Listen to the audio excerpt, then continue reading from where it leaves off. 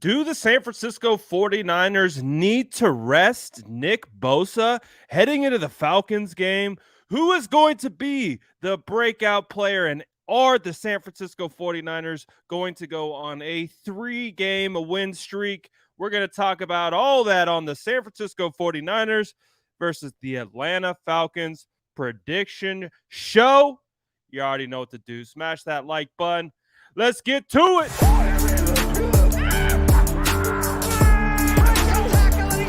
Smash that like button if you haven't already. Love to see it.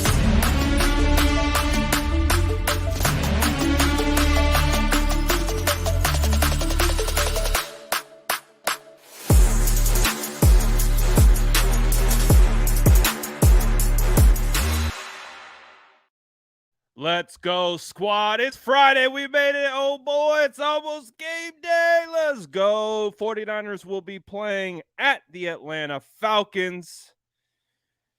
Woo. And I'm excited because this is a game that the San Francisco 49ers should win. We're going to talk about all the different things leading up to it. But before we get into that, we got business to take care of. Drop an SDS in the chat if you're vibing on this Friday with this ginger bearded boy. Let's go. Shout out to all the SDS. We see the gang in here. You already know how we start these shows. We got to shout out the squad. Shout out the entire bread gang in the building. What's good? Let's go. I'm excited. 2 more sleeps till game day, Sandra. Get hyped. Because we should be hyped, man. The San Francisco 49ers are walking into this game with the number 1 ranked defense in the NFL. Jimmy G?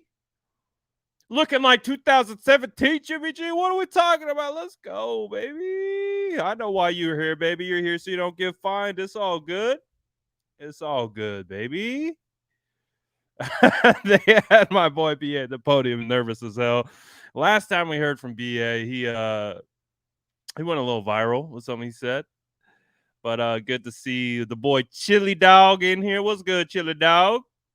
We got Cynthia in here. Shout out to all the bread gang in the building. You already know the dang vibes. So I'm excited to preview this game. I'm confident. I don't think we're always going to go into games with some hesitation, potentially, especially East Coast games, traveling on the road.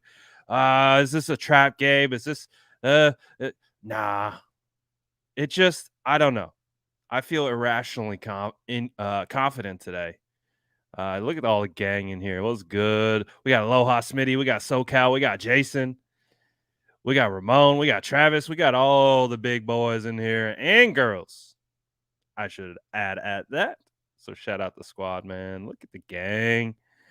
Charlene was good. Tony Starbuck.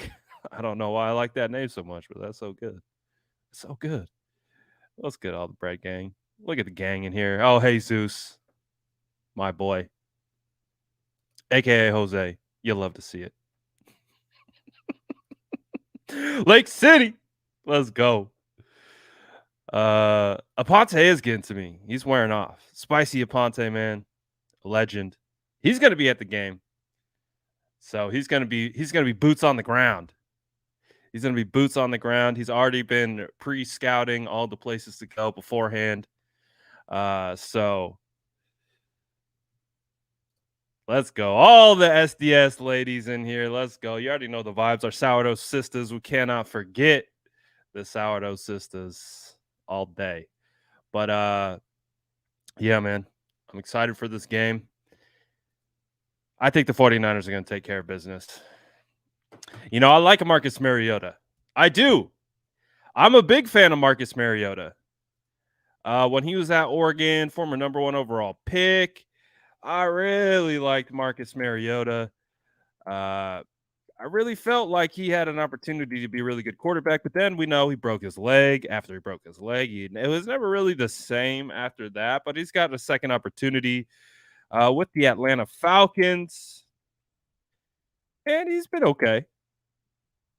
He's been decent. It hasn't been a crazy comeback story, but it is still early And, who knows? Maybe the Falcons are still getting things together, still trying to gel as a team, do all those types of things. But I still think the San Francisco 49ers, man, they just got done. Basically, it was like a vacation, kind of felt like it. Even though they're working out there, um, you know, at the Greenbrier, they were out there with their ATVs. They were living their best lives out there. A little bonding trip. Just feels like a great opportunity for the San Francisco 49ers. I mean, the last time the 49ers did that, they played at Detroit Lions week 1. Then they stayed at the Greenbrier, played Falcons week 2. They started the season 2-0. I feel like we're going to get a little bit of the same. So I'm not too worried. I think the Atlanta Falcons have an opportunity to play the 49ers decently well. I think that is a potential outcome. I don't necessarily think it's going to be a blowout scenario. I imagine when we're not going to do them just yet. Save them. When we do our score predictions, I imagine the score predictions are going to come through a little bit closer than it was against the Panthers. Last week was fun because the chat was 100% on the same page with a blowout. And I would say we were pretty accurate about that. So shout out to SDS. The SDS was on point last week, calling a blowout. I think the average score prediction that was dropped in the chat was 2 to 3 score win over the Panthers. And hey, you guys were on top of it. So I'm excited to see what you guys come away with this week. But the Atlanta Falcons, they're third in the NFC South. They're 2-3 heading into this week. It is going to be a home game for them, of course. But we're going to see. No, they're kind of down a couple players. They don't have Cordell Patterson walking through that door anymore, who I think has been an integral part of their offense up until this point. So let's start there. Let's look at the depth charts. Let's take a look at some of these matchups that we're going to see, and see how confident we're feeling. And as you guys know, we're going to go through kind of offense versus defense, and then we will do our breakout players of the game, all that good stuff. But before we get into that, who was the offensive player? Oh, there we go. Who was the offensive player of the game against the Panthers? I want you guys to drop that in the chat. I want to get better at recapping some of because the Prediction Fridays is becoming a vibe. So I want to also recap. We do our predictions, we do our bold takes, hot takes, all that kind of stuff, but we don't revisit them. Who was the offensive player of the game, in your opinion, last week against the Carolina Panthers? I want to see what you guys think. Because I think there's multiple players that definitely could have been the offensive player of the game. I feel like the consensus was potentially, Debo, Kittle, Aiyuk. I don't know if it came out that way. Let's see what we got in the chat. First one from Josh, Jimmy G. Jimmy G was balling. I might have to give it to Jimmy G, man. Ooh, Boomerang giving love to the O-line. Oh, you love to see that. Oh, Ramon with Teco. Freaking Tevin Coleman, balling. Jeff Wilson, balling. Coleman and Jennings, both of them balled. Chili says Jimmy did well. A couple bad throws, but beside that, Jimmy was perfect. Jeff Wilson. We'll get to defense in a second. We got Wilson. Jeff Wilson Jr., Coleman, Jesus saying the running backs, Jimmy Ano, Jeffrey,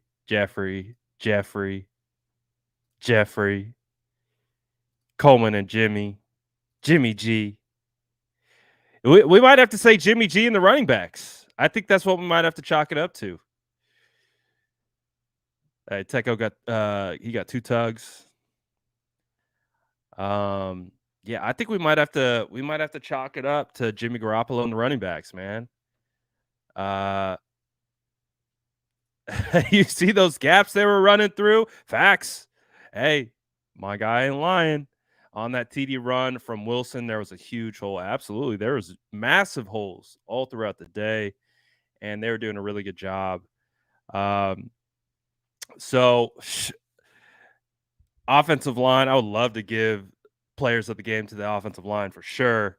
I think we might have to give it to I'm gonna have to give it to Jimmy and the running backs, man. They were cooking. The O line did a good job for sure. Jalen Moore only gave up 1 sack to Brian Burns, which is a massive task.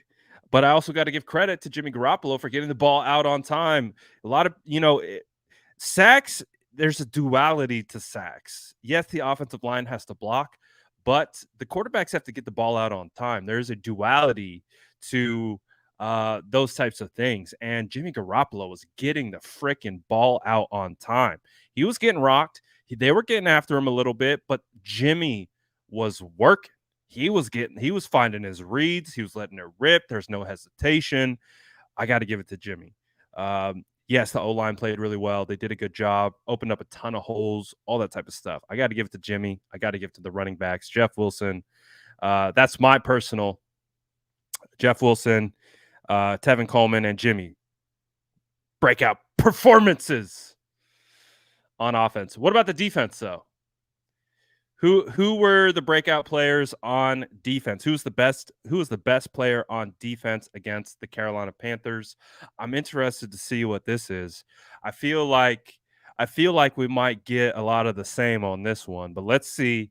Drop it in the chat. Against the Panthers, who was the best player on defense? I want to see what you guys have to think, and then I'm going to tell you who I think was the best player. Yep, this is exactly how I was predicting it. This is exactly how I was predicting it. Let's go. Let's go. Mooney Ward to the freaking moon, baby. Stonks. Stonks, baby. Right off the bat. Oh, look at E-Man. E-Man was good, dude. He got the touchdown, the interception, and returned it for a touchdown. But Mooney was straight clamps, bro. 4 pass deflections, tied it's second in the league for most in a game this season. He's second in the NFL with 8 pass deflections, only behind the dude from freaking Trayvon Diggs, Cowboys. Mooney's up there, man. Mooney was balling. Mosley and Mooney, they were balling. E-Man had a phenomenal game. Mooney, I think Mooney, E-Man had the INT return for a touchdown, which was huge, but they were going after Ward, and he was straight, just like Jason says, clamps. So we got a lot of Ward coming in. So I'm interested to see what it's going to look like. All-Pro Fred, that's a good nomination as well. All-Pro Fred was all over the place, shooting gaps, doing all that kind of stuff. E-Man with the pick 6. Yeah, definitely Ward. So, oh, yeah. See, this is I've been trying to talk about this, but Charles Omenihu could have 8 sacks on the year. If the quarterbacks held the ball for 0.2, 0.3 seconds longer, in certain instances, he's generated so many pressures, and he's won. I think he's top 5 in the NFL in win rate, pass rush win rate. He's winning, and he is constantly around the quarterback. He's just on the unfortunate side of these quarterbacks getting the ball out just before he hits them. I swear, it's going to start piling up for him. He is constantly around the quarterback. You go back to week 2 against the Seahawks. He was everywhere. And he continues to be everywhere. He's making it really difficult for sure. So yeah, Mooney was balling. I'm going to go there. That's my player of the game on defense. Mooney Ward for sure against the Panthers. Um, he was freaking balling out. Definitely hat tip to E-Man as well. But let's take a look at the matchup this week that we got to take a look at and kind of get an idea. I really think the 49ers have an opportunity here against the Atlanta Falcons to really make the Falcons one-dimensional in a hurry. Um, Obviously, if they get complimentary football from the San Francisco 49ers, which means controlling the clock, running the football, extended drives, multiple first downs, and you limit the touches that the Atlanta Falcons get, I think it's going to be very quickly that we could potentially see the Atlanta Falcons kind of have to abandon their run game because let's face it, Tyler Algier is a rookie. I don't think he's a bad rookie, but Cordell Patterson, as you can see over there on the fourth string, he's on IR. He really was their difference maker, I think, in regards to getting the offense igni- like initiated, being able to run, pass, do all those different types of things. Cordell Patterson, I think, is going to be missed. We're going to find out. But I think there's an opportunity for the 49ers to turn this game uh, very one-dimensional very quickly for the Falcons. And they have good weapons, let's face it. They got good weapons, right?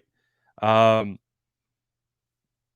it sounds like Drake London will return. I'm looking at the practice report right now.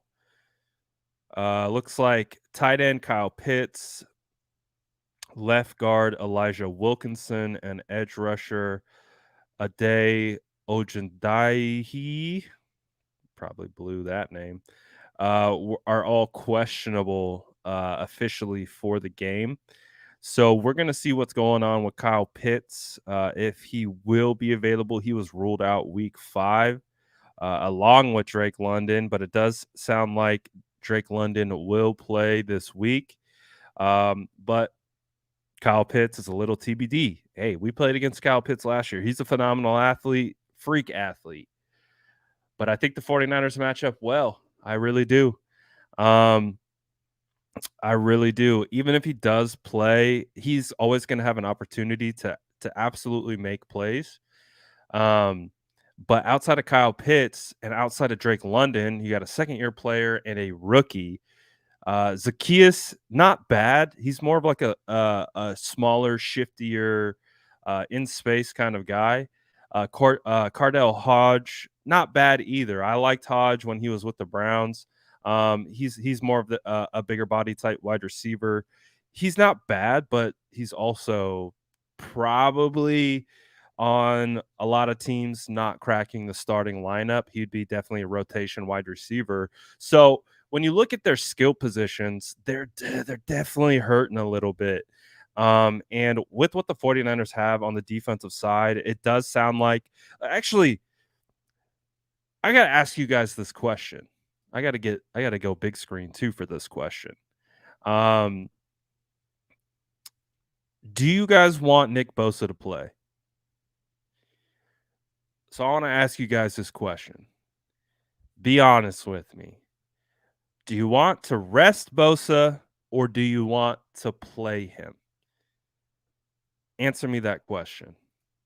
Because he was officially listed as questionable. He got a participation. He participated in today's practice, so he was available, which is again, you get those Friday practices in. It is a huge indication that players will be available for the game. Do you want him to play? Or do you want him to chill? So this has been one of the more fascinating ones with 49ers fans because, 49 we this team has dealt with a lot of injuries in the past. And when you typically look back at the reaction of fans, it's a lot of, you know, it's a lot of upset fans when players get injured. And Typically, it's get them out there on the field, get them out there and play. But this is one of those rare instances, and I could see it in the chat. The majority is rest him. A lot of people don't want Nick Bosa to play. And I know why. The reason why they don't want Nick Bosa to play is because we got one eye on the Falcons and we got one eye on the Chiefs. Now, I know the San Francisco 49ers aren't going to be doing that. They're going to have both eyes fully focused on the Atlanta Falcons 1 week at a time. It's how it's got to be. But us as fans, we're like cross-eyed, man. We got one eye on the Falcons. We got one eye on the Chiefs. We're like, ooh. I don't know if that was a good cross-eye or not. I tried my best. I couldn't really see very well, but we're trying our best to focus on two different things, and the fans want Bosa available for Kansas City Chiefs. So we'll see. I actually like this idea. Snap count, but play him. I could dig that. Give him the pass rushing snaps, right? Maybe that's about it. Third down situations, things like that. Maybe that's the case. Ramon says his brother is already out 6 to 8 weeks with a groin injury. Don't Nick's injury being that serious. I don't want him to get hurt already, in this game against the Falcons, but I do want him to play. So I like Josh's idea of snap count. Maybe, 50% of the snaps, something like that. But it is an interesting question because I did pose it as a poll on not on Instagram, but on YouTube. Nearly 10,000 votes already on YouTube. Nearly 10,000 votes. 86% want the 49ers to rest Nick Bosa. That is staggering. 86% want the 49ers to rest Nick Bosa. So we'll see how it goes. I do like the idea of a snap count, but I definitely understand the reasoning of why people want him to rest. Got the cross-eyed 1 week on the Chiefs. But again, let's take a look. Keith Smith. I actually like Keith Smith as a fullback. That's not bad. Jake Matthews at left tackle. I really think he is like the epitome of an average left tackle. Elijah Wilkinson, I'll be honest, don't even know much about that guy at all. I know who Jalen Mayfield is. Scouted him coming out. I know who Jermaine Ifedi is. We know him as a former Seahawk, absolutely trash. Caleb McGrary, I believe they drafted him high. Yeah, he was a first-round pick in 2019 out of Washington. But again, kind of the epitome of average. Chris Lindstrom, not bad. I think he's probably one of their better offensive linemen, actually. And we know who this guy is. Former first-round pick, mid-round. He's pretty good. I think I like him a lot. Drew Dahlman, average center. Nothing crazy there. So their offensive line, I think, can be taken advantage of, especially kind of on both the edges. So that's why having Nick Bosa is probably going to be a good thing. Samson Ebukam, Charles Omenihu. Maybe we get a Charles Omenihu breakout, 2-sack performance from Charles Omenihu.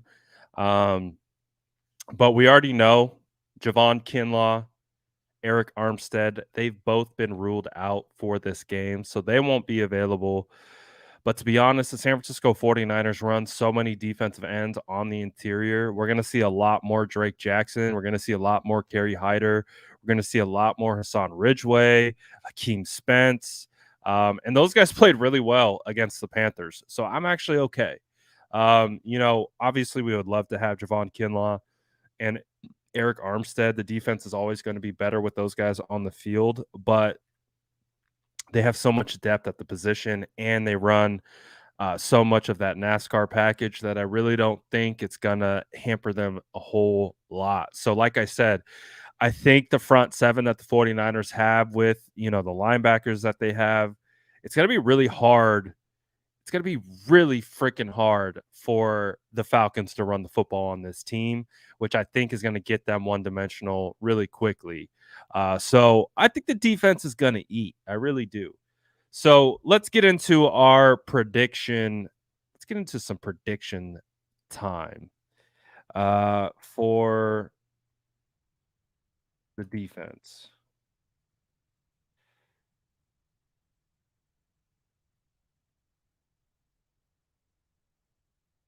Hold on. All right. Who will be defensive player of the game? Drop it in the chat. Who? Oh, sweet. Thank you for the super sticker, Susie Cusey. Appreciate that. Susie going crazy out here. Shout out, shout out, Susie. Let's go. Let's go. Thank you so much. Appreciate that. All right. But on that note, who is going to be the defensive player of the game against the Atlanta Falcons? Who's it going to be? Drop it in the chat. Drop who you think. Again, we're going to revisit this next week.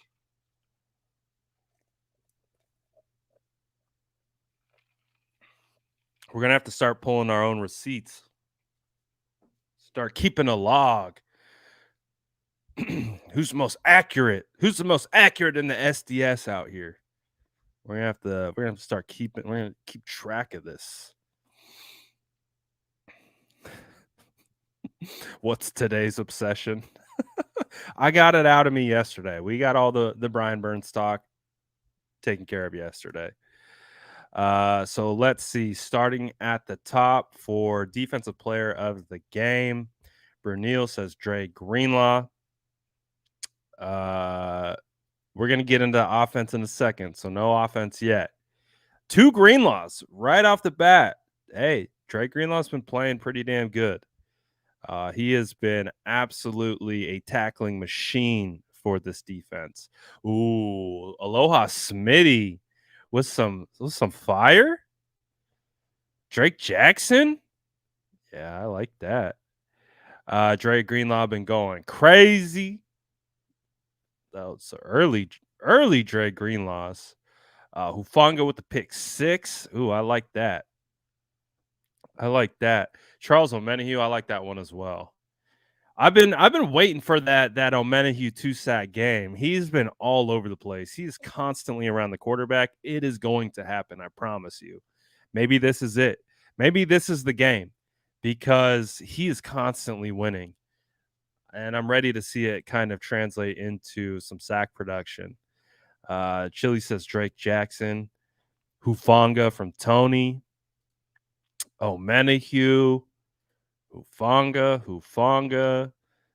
Mooney. Back-to-back SDS player of the game. Maybe. Hufanga. Ooh, I like that prediction. Debo will smack AJ Terrell in the mouthpiece again. We're going to get to offense in a second, but Greenlaw, Hufanga, Fred Warner. I want to see a Fred Warner pick 6. I feel like we haven't got one of those in a while. I would love to see that.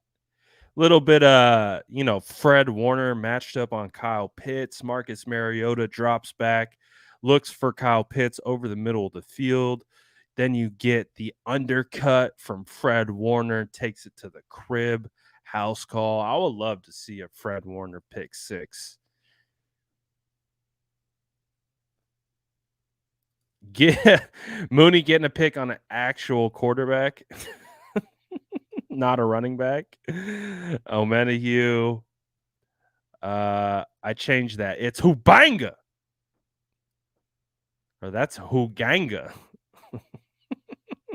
Huganga. We got Huganga and Hubanga. I like this. RX Rob says, just smash that like button the way the Niners are going to smash those dirty birds. Let's go. Shout out Rob. He gets it. He gets it. He smashed that like button. I love that. Ooh, Demo. Demo's going to have to step up. Demo's going to have to step up because it does appear that Jason Verrett won't be playing. Sounds like he had some soreness, so they kind of shut him down this week. So no, doesn't sound like Jason Verrett's going to be available. I was really hoping he was going to be, but doesn't sound like we're going to get Jason Verrett, which means we're going to have Mooney Ward, and we're going to have some young bucks out there. We're going to have some young bucks.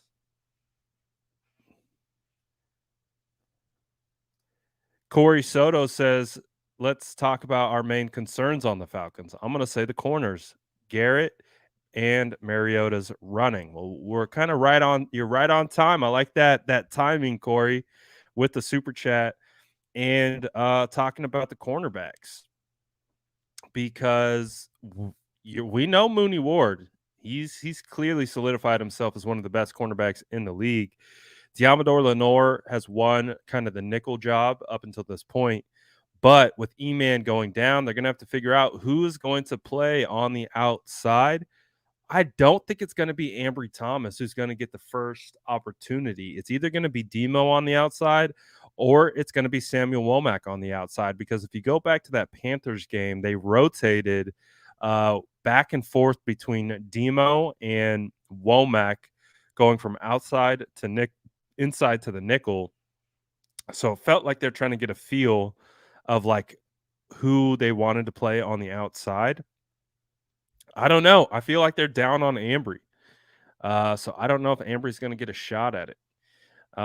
So is that a concern? Yeah, I would say that's a concern. Obviously, it wasn't a concern heading into the game if E-Man was available. But with E-Man going down, it just leaves a big question mark at the cornerback position. Who's going to fill in and who's going to do a good job? I don't know. That definitely could be a concern, especially if you get one of the young bucks lined up on Drake London, because Drake London is a massive wide receiver. He really does remind me of Mike Evans when I was scouting him coming out of USC, and there really haven't been wide receivers that have reminded me of Mike Evans since Mike Evans came out of Texas A&M. So I really think Drake London is a special wide receiver that has just that size, the athletic ability, the high pointing ability. He's a really good receiver. Mooney matches up well, I think, on Drake London. It's what if you get the other cornerbacks matched up on Drake London, that could be a definite concern. Mariota's running. Yeah, Mariota is a good runner. He is. I'll give him that. But the 49ers have some of the fastest linebackers east-west in the NFL. They go sideline to sideline with the best of them. Fred Warner, Dre Greenlaw. Marcus Mariota might be good for a couple, breakdowns. He's able to extend plays with his feet, get a couple drives going by extending first downs and things like that. But, I love Marcus. I really do. I got a soft spot for Marcus Mariota. I'm not scared of Marcus. I'm really not. I think the 49ers will be able to contain him decently well. And I'll get to Grady in a little bit, but thank you for the super chat, Corey. Let's see. So I see some people talking about Dante Johnson as well. It'd be interesting if Dante Johnson gets up for this game. But my defensive player of the game, against the Falcons is going to be Charles Omenihu. I picked Charles Omenihu, I felt like it was like week 3. My bold take was he was going to get 2 sacks. I'm going to double down week 6. Charles Omenihu is going to get 2 sacks against Marcus Mariota. He's been, even the bots agree, Charles Omenihu has been around the quarterback too often. And I think he's going to get home twice this week. So I'm calling 2 sacks, Charles Omenihu against this offense. What bold takes do you guys have for the 49ers defense? Drop your bold takes in the chat for the 49ers defense versus the Falcons offense. My bold take is Charles Omenihu has 2 sacks. And I'm gonna say 2 sacks and 6+ pressures. Charles Omenihu has back-to-back weeks of 5 pressures on the quarterback. I'm gonna say he gets home. He gets home on 2 of them, and he adds an additional pressure. 6 pressures, 2 sacks. Charles Omenihu breakout game. It's bound to happen. So that is going to be my bold take for the defense. Ooh, I like this one from Chili. He says Kevin Givens 2 sacks. That would be nice. Bosa has 2 sacks in the first half. Woo! Ramon says 3 turnovers for the defense this weekend. It feels like that could absolutely be the case. Feels like this defense, man, is just they're gonna find a way to get it done. I know there's some injuries, but they're just gonna find a way. I really don't think it's gonna be that much of an oh, geez. Fred Warner, 4 sacks. Woo! 3 turnovers. Bold take will have 2 pick sixes. Oh, you love to see that. I love to see that. Oh, that's a terrible one. I'm not even going to pull that one on the screen. Number 1 defense in the league, 4 sacks, 3 picks. Defense going crazy. Grade the Falcons O-line. I give them a C+. Falcons O-line, C+. That's why Charles Omenihu is my guy this game. Defense gets a fumble recovery for a touchdown. Bold take, another pick 6, making that 3. Yeah, that's a good point. That would be 3 weeks in a row that the defense has a touchdown. I think they keep it rolling. Sacks, interception, Ebukam. Yeah, I like that. Omenihu strip sack. I like that. Lenore, first pick of his career. Huff gets a pick 6. I like it. Hold Atlanta to 13 points. I like it. So we're going to get into our score predictions here. But now it's time to talk about the offensive side. So we've kind of started with the defense. Let's talk a little bit of offense. And this is what the Atlanta Falcons defense will provide against the 49ers. I really do think. Oh, they got Ebukedi. Ooh, I forgot about that. They got Ebukedi. He's a good defensive end, but he is a rookie. Richie Grant was one of my favorite prospects back in 2021. He is a really good safety. I like him a lot. Jalen Hawkins out of Cal. He's a really good safety as well. I think their best position group on defense is the defensive backs. You got Casey Hayward as well. I really do. What the hell is this? I really do like their defensive back. I mean, AJ Terrell, we know AJ Terrell, but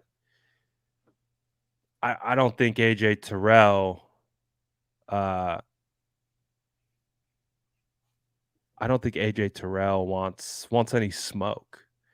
That boy got punched in the face by Deebo Samuel last year. So I think he's going to have some residual after effects coming into this game.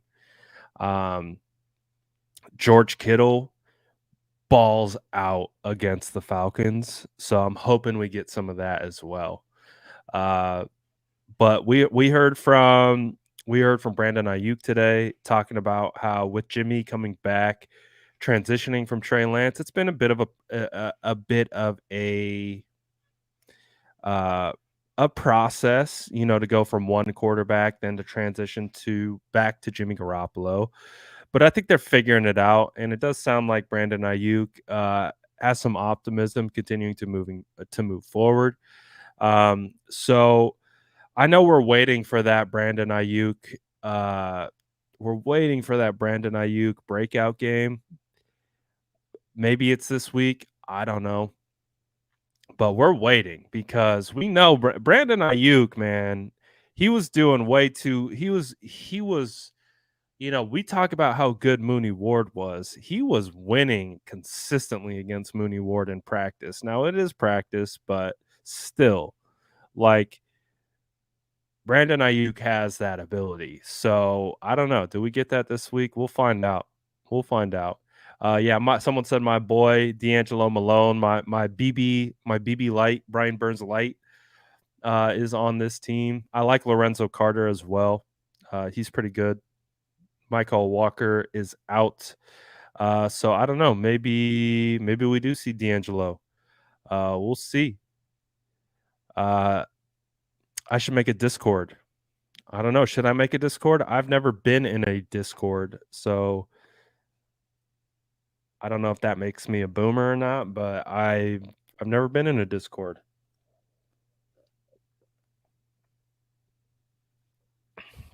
It's basically just a group chat, right? But maybe we get a Discord going.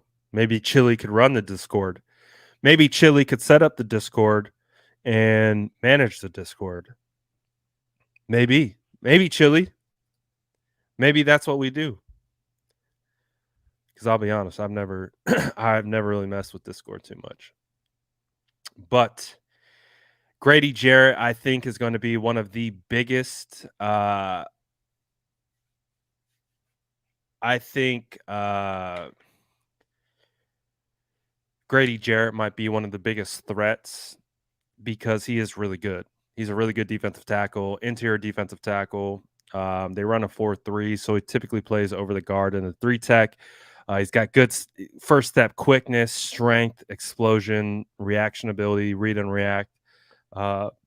He's really good. So as we know, the 49ers, it's going to be another great test for Brendel. Banks is going to be an interesting one. I don't know what Banks.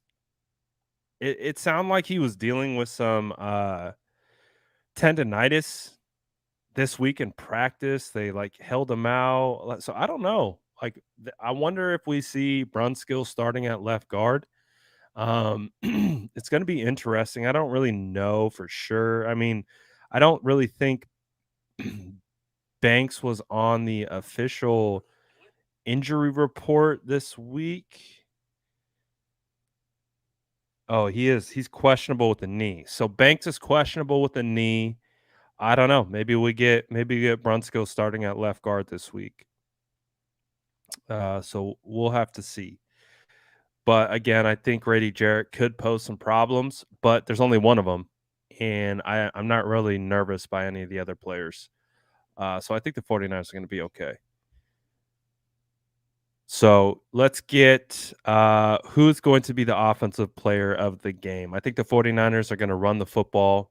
So drop your offensive player of the game in the chat. I think it's going to be a pretty similar recipe that we got last week against the Panthers. Being able to run the football, utilize play action off of that, get one-on-one matchups and take advantage of those matchups.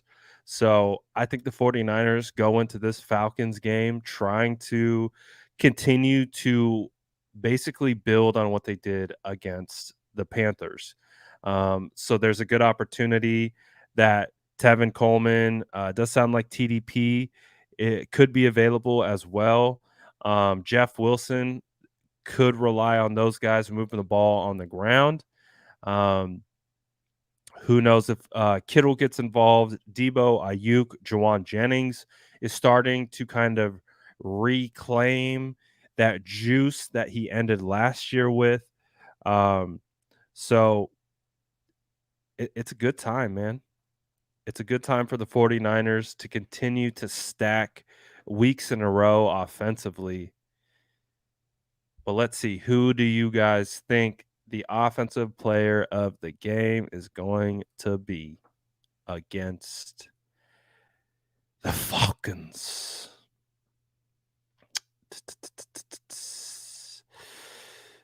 Where is it? So right off the top, Bubbly says Aiyuk. We're gonna get the breakout Aiyuk. I would love to get the breakout Aiyuk. Boomerat says Kittle. Oh, Juice with 2 touchdowns. Hey, Juice had a touchdown last year. Juice had a touchdown last year against the Atlanta Falcons. Maybe it will happen. Brandon Aiyuk. Oh, Daddy B, player of the game. I could see it. I could definitely see it. Brandon Aiyuk. Running back group MVP, Coleman. Cheyenne says Debo. Jesus says Debo.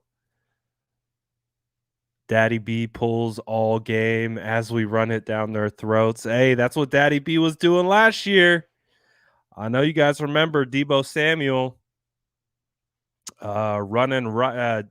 Daddy B pulled, kicked out. I think it was Deion Jones.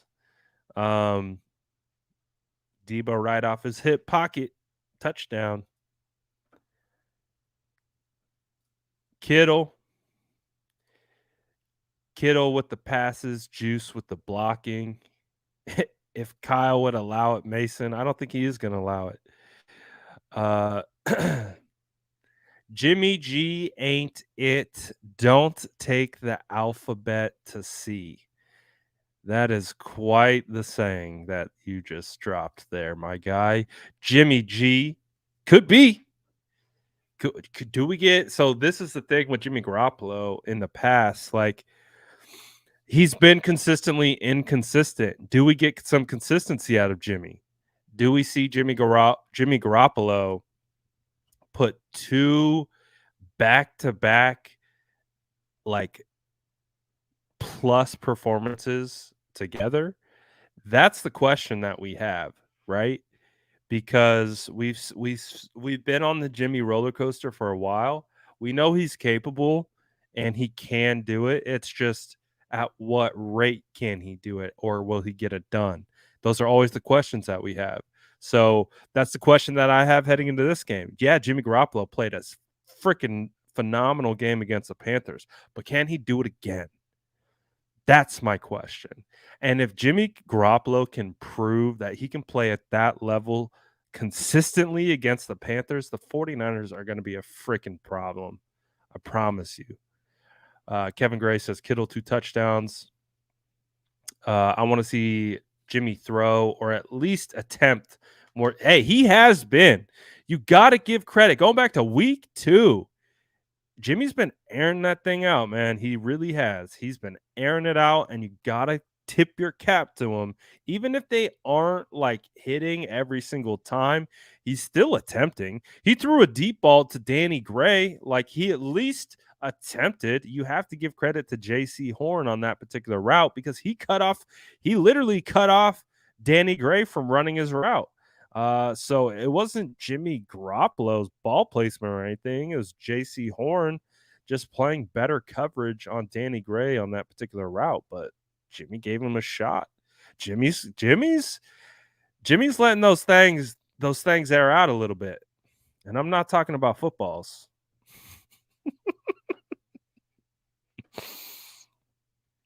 I'm not repeating that one. Let's see. I got Tevin Coleman, 2 more tugs, back-to-back games. Kyle and Tevin giving it to their old team. Yeah, Falcons revenge game. Brunskill was started in the league with the Falcons. Brunskill revenge game. Oh, Hefe with 140 plus. That would be spicy. Jeff Wilson, player of the game. Kittle dropping pancakes. Kittle pays his Yak membership dues this game. I like that. That's a good one, Ramon. I like that a lot. It's time, man. He's been back 3 games now, right? He's been back. This will be his 3rd game back, 4th game back, 3rd game back, 4th game back, 3rd game back. I don't care. One of those. It's time. We need a Kittle explosion game. We need it for the soul. Jennings with red zone. Ooh, I could see that. Jennings stock. Hey man, he's going up. That juice came back. Long drives with Jeff. Red zone touchdowns. Jeff Wilson, Debo. I will. I think Debo's been playing really well. My only critique of Debo Samuel this year, it was kind of the same critique of Debo last year. It's work on the drops. Sure, Debo would say the same thing about it as well. Debo is a phenomenal athlete, but let's get those drops under control and let's catch the football. You know what I mean? If Debo can get to that level where he is just not dropping a thing, I think, because he could have had 2 touchdowns last week. Corner of the end zone, Jimmy put it on him, and he just dropped it. No interceptions out of Jimmy this week. Kittle less blocking. Hey, so this is the thing. Like, we all liked Jeff Wilson running for 120 yards last week, right? Like, we like that. Right? If you like Jeff Wilson running for 120 yards, you can't have that. You can't have those big plays downfield without George Kittle being one of the key crucial blocks that are made. And my biggest thing, when I get it, we want to see Kittle get more receptions. We want to get him more involved in the passing game. We want more stats for fantasy, whatever. But Kittle is such an integral part of this team's running game that when he is not in there, there's a reason they don't run the ball as effectively. When you look at those plays that busted for huge gains, George Kittle was right there front and center, blocking the linebacker, getting to second level, and being the crucial block, or at least one of the crucial blocks that busted that thing open. I love Charlie Warner. I love Ross Dwelly, but unfortunately, neither of those guys can block like George Kittle. So I get it. Less blocking, more touchdowns, but we still need the blocking. I still need the blocking. I still want the blocking. For sure. What's good, Roman? Thanks for stopping by, my boy. Banks is questionable. What Jimmy gear will you get if he does play well? I don't think. Oh, look at that. Chili's already almost done with the Discord. Let's go. What Jimmy G gear will I get? I don't think I have Jimmy G.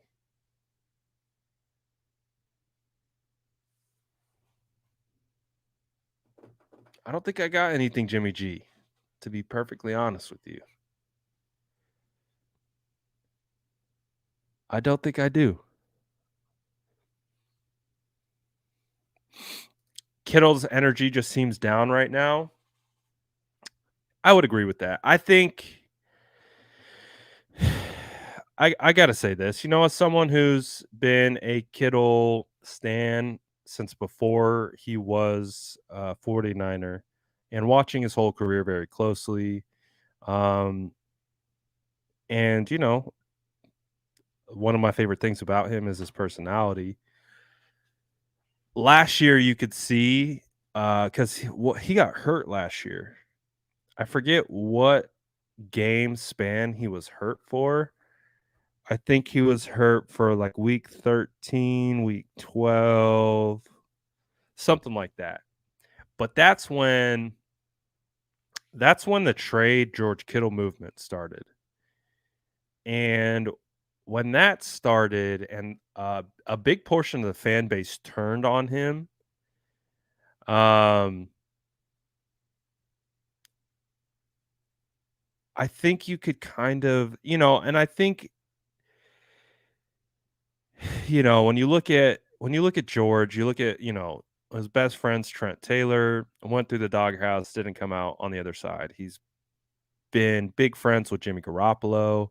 So because he's been friends with Jimmy Garoppolo, he catches a lot of flack just by association.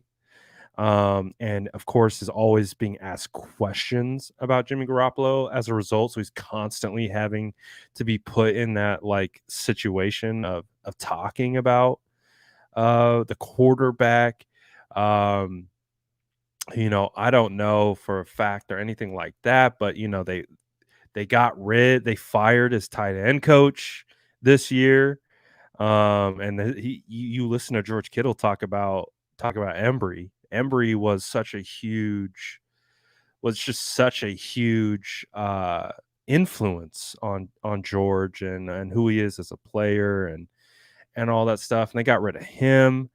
They were getting rid of Jimmy this year. Jimmy was off to the side. So, I think it's a combination of, the business of football, affecting him as well as the fan base, man.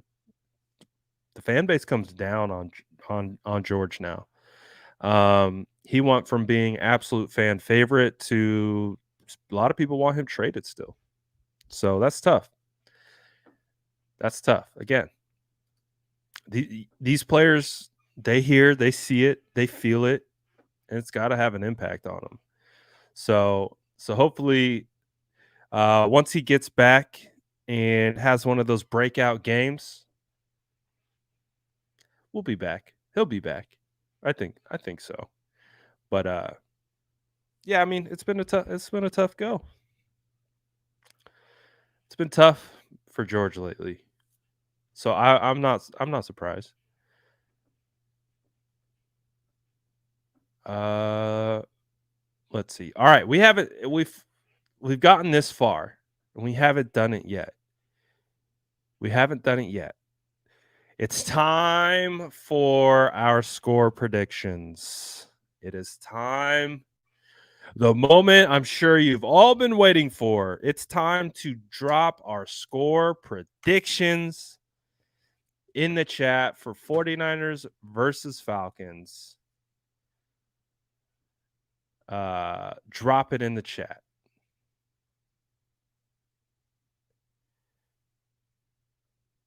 Oh yeah, that's right. Lisa wants the shirt off his back. You're not alone, Lisa. You are absolutely. There's a lot of men and women who want Jimmy Garoppolo's shirt off his back. So you're not alone. But drop your score predictions in the chat. I'm interested to see because, again, last week we talked about it. The whole chat was talking blowout. And we haven't had that yet this year where the whole chat really thought it was going to be a blowout. And it became a blowout. It really was that. So I'm excited to see what the chat has to say today. So this is our final score prediction segment. Lennon starting us off with 37-10. He's like, you know what? I saw what the 49ers did to the Panthers. We're gonna do even better. 37-10. Chili's dropping 27-19. Niners win. 27-13 Niners. Oh, that's if you know, you know. 28-3. That's rough because Kyle's a part of that. Kyle still probably got PTSD about that 28-3. Could you imagine if the 49ers beat the Falcons 28-3 with Kyle Shanahan? It's like a payback. 28-7, 3 touchdowns on offense, 1 TD for the defense, 37-10 SF. Corey Soto thinks it's going to be a little bit more of a defensive battle, 17-14. Charlene's dropping 24-9. No touchdowns scored, only field goals. 35-14. Oh, so we got some blowouts. 38-13, 44-13, 41-3. Oh, we got some blowouts. So this is going to be interesting. So we got like a lot of different opinions. 28-14, 14-13, 28-17, 26-13. 37-17, 30-13. Tony says, assuming Bosa plays, 27-10. I like that. 28-17. 35-16, 35-10. Oh, another blowout. Is that 4 field goals? Josh is like, they ain't scoring a touchdown on us, bruh. That's 4 field goals. Niners 23-20, 38-13, 31-13, 17-14. So it's kind of, there's still some blowouts. There's actually a decent amount of blowouts in here. 24-9, 28-13. 24-14. 7 of those points are from the defense. I like to agree with that as well. I would like to see some more points from the defense. Definitely. 13-13, the Greenbrier Boys. I like that name. The Greenbrier Boys. Let's go. 31-17, 27-14, 27-17, 31-20. Break the curse. 28-3. For sure. 30-10, 31-20, 13-10, 27-9, 27-10. Green Thumb Richie, appreciate the super chat, says 35-9. Hold those Falcons under the 50 rush yards. I could see that. I actually could see that. Let's see. I wrote down my score prediction the other day when I went on with 95.7. So let me get to the rest of these and then I'll drop mine. We got Chili out here building the Discord. So hey, if you guys want to be in a group chat, Chili's hooking it up. Let's go. 55-10, 34-10. My prediction is almost here. No, let's do it now.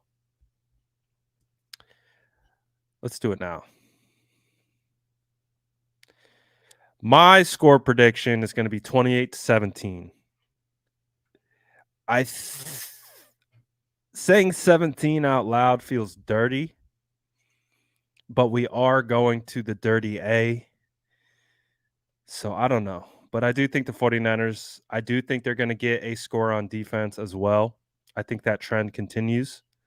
I think the offense is going to be able to score 3 touchdowns. Defensively,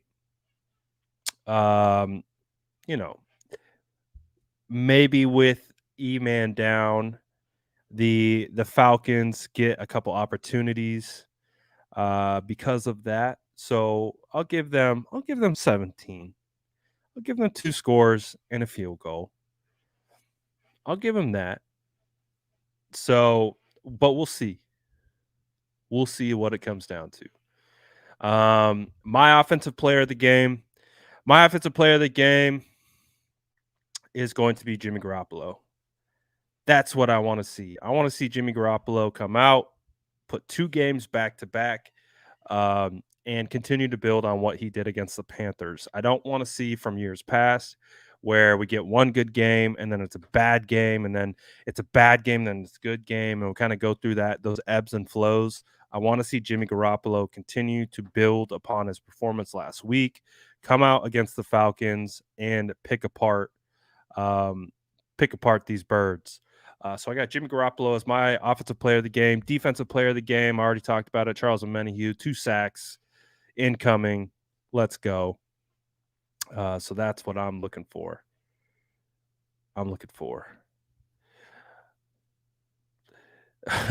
Corey says Atlanta has 2 of the best corners in the league. I don't know. AJ Terrell feel like can be beat. Also, too, George Kittle could take advantage of those linebackers. And also on top of that, it's a quick game. That we run a quick game, quick slants, things like that. And Jimmy Garoppolo did a really good job of being able to disperse the football. So that's what I'm looking for. If he can do that, I'll be a happy camper. Hopefully I didn't jinx Jimmy, though. Hopefully I don't. So we'll see.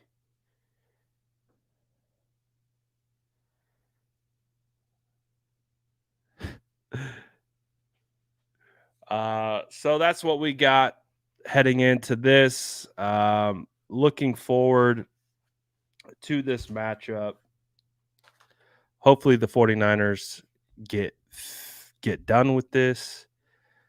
Harold says, do you have any promo codes on the residency hats? Of course. Of course. You already know the vibes. Go to residency.com. Use the promo code DSF9ers. It gets you a little discount on your order. Chili's done with the Discord. DM me that, Chili, so I can take a look. Oh, Brian, let's go. Thank you for the super chat, my boy. He says Jimmy has never gone more than 2 games without throwing an interception in his career. He hasn't thrown an interception in the last 2 games.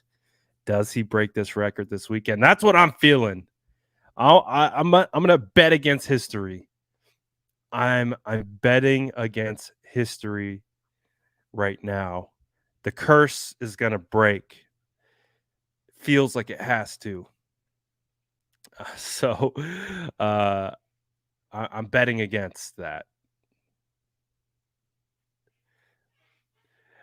Pat O says Atlanta giving up 278 yards passing per game, 29th in the NFL. Perfect opportunity for Jimmy Garoppolo to break the streak and to get after it. So I think that's a great trend that you brought up, Brian.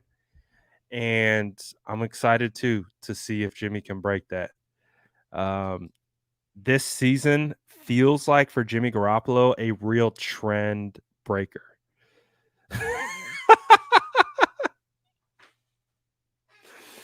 I'm trying hard not to, man. I'm trying hard not to. So, see, this is the thing. We're reverse jinxing the jinx. That's the psychological warfare that's being had right now.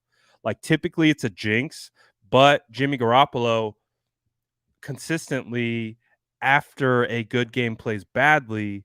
So we're like, typically I'd be like, well, Jimmy's probably bound to have a step back because he doesn't really have consistently good games back to back. So it's technically a reverse jinx because we're taking the logic, kind of like what Brian was talking about, and we're reverse engineering it. So it's kind of like a reverse jinx if you think about it. Like we're working our hardest to reverse jinx this mofo. So that's where my head's at. But hey, I'll take all the blame, which probably could very well come my way. But yeah, if he does have a bad game, I'll take all the heat for that. I'll take all the heat for a Jimmy Clunker. I got no problems with that.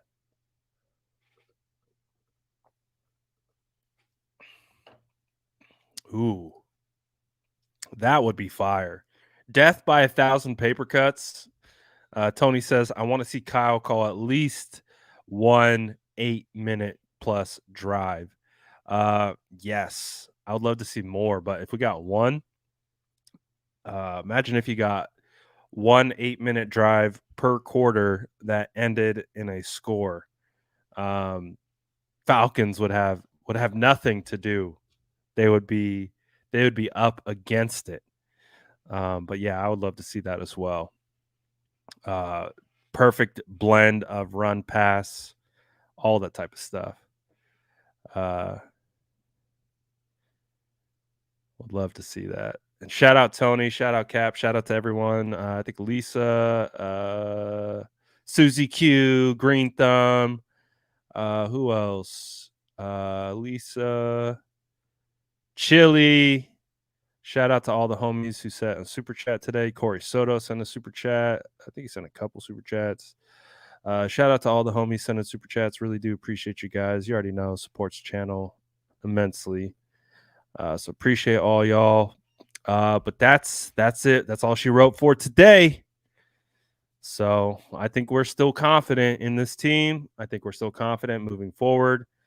I think we all agree the San Francisco 49ers have a perfect opportunity to get this W. And they could be easily 5-0. But let's face it, those two losses build character. It builds character. So I think we're going to be all right. Got it out the way early. Real gut check. And it's great for moving forward for adversity. So SDS, you guys have a great weekend. I appreciate you guys as always. And you already know we'll be back with more. We'll do the pregame content. We'll do all the content on Sunday. So I already know the vibes. Grab your cookies on your way out if you're here start to finish. And hope you guys have a great rest of your Friday. Let's go. Shout out to SDS. Oh, we got to hit 100 likes first, I guess. Well, what are we at?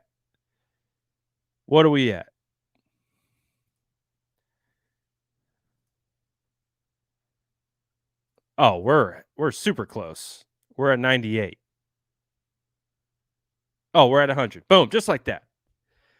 Shout out to SDS. Appreciate you guys. Chili said he DM'd me, so might have a Discord available. Let's go. But I'll see you guys all on Sunday. Get those cookies on your way out. Appreciate you all. You have a phenomenal Saturday, and I'll see you guys back again on Sunday. Let's go.